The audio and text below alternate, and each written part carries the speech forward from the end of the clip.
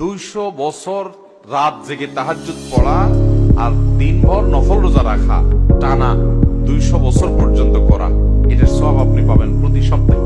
জুমার দিন এবং জুমার রাত। জুমার রাত হলো বৃহস্পতিবার দিবাগত রাত, অর্থাৎ বৃহস্পতিবার সূর্য অস্ত হয়ে গেছে, জুমার দিন শুরু। তো এই জুমার রাত এবং জুমার দিন, এই উভয়টাতে তোমরা আমার প্রতি বেশি বেশি করে দুরূদ প্রেরণ করো, আমার জন্য আল্লাহর কাছে দোয়া পেশ করো।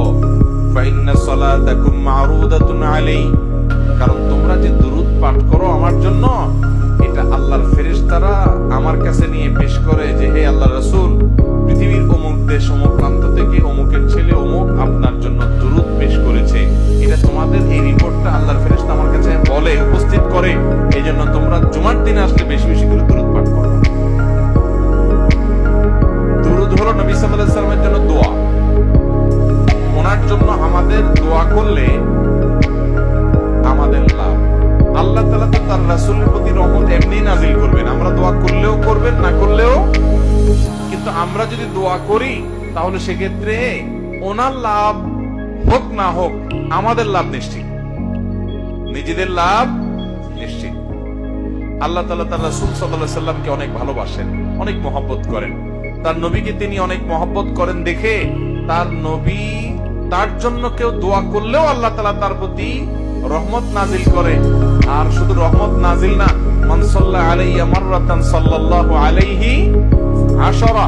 নবী সাল্লাল্লাহু আলাইহি সাল্লাম বলেছেন, যে ব্যক্তি আমার প্রতি একবার দুরূদ প্রেরণ করে, একবার নবীর জন্য দোয়া করে, আল্লাহ তাআলা ওই ব্যক্তির প্রতি 10 বার রহমত নাজিল করে। কয়বার রহমত নাজিল করে? রহমত নাজিলের মানে বুঝেন? 10 বার আল্লাহ অনুগ্রহ করেন, দয়া করেন। আপনার জীবনে এমন একটা মুসিবতে, এমন একটা জায়গা যেখানে আল্লাহর দয়া ছাড়া আপনার উপায় নাই, এরকম 10 বার আপনার জীবনে রহমত আল্লাহ তাআলা নাজিল করবেন, অবতীর্ণ করবেন, আপনার জন্য রহমত অনুগ্রহ আল্লাহ তাআলা করবেন যদি আপনি একবার দুরূদ পাঠ করেন। তাহলে প্রতি সপ্তাহে জুমার দিনে, জুমার রাতে যদি আপনি 100, 200, 300 বার, 1000 বার দুরূদ আপনি প্রেরণ করতে পারেন, তাহলে এই 10 বার আপনার গুণ করে আপনি হিসাব করেন যে কতবার আল্লাহ তাআলার রহমতের হকদার, ভাগীদার, পাওনাদার আপনি হয়ে যাবেন ইনশাআল্লাহ। অতএব জুমার দিনে দুরূদ বিশেষ করে পড়বো তো ইনশাআল্লাহ। দুরূদ পাঠের শ্রেষ্ঠ সিজনই হলো জুমার দিন। দুরূদ পাঠের শ্রেষ্ঠ সিজন কোনটা? জুমার দিন, জুমার রাত। এটা হলো দুরূদ পাঠের সবচেয়ে উত্তম মৌসুম এবং শ্রেষ্ঠ সিজন। চেষ্টা করবো তো আমল করার ইনশাআল্লাহ। এখন থেকে বৃহস্পতিবার সন্ধ্যা হলে শুক্রবার সন্ধ্যা পর্যন্ত দুরূদ সারা সপ্তাহ প্রতিদিনই কম বেশি পড়বেন। কিন্তু এই জুমার দিন যখন আসবে তখন দুরূদের পরিমাণ অনেক বেড়ে যাবে ইনশাআল্লাহ। সবাই চেষ্টা করবো তো, আমল করবেন তো ইনশাআল্লাহ। এবং যাতে একে অন্যকে স্মরণ করে দিতে পারি, সেজন্য পরিবারের সদস্যরা কোন এক ম্যাচে একসাথে আসেন, কোন এক জায়গায় একসাথে থেকে অন্যকে স্মরণ করে দিবেন যে ভাই জুমার দিন শুরু হয়ে গেছে, বৃহস্পতিবার সন্ধ্যা হওয়া মানে জুমার দিন শুরু হয়ে গেছে। অতএব কি আমল শুরু করো? দুরূদের আমল। দুরূদ পড়তে কি পয়সা খরচ হয় ভাই? অনেক বেশি কষ্ট হয়।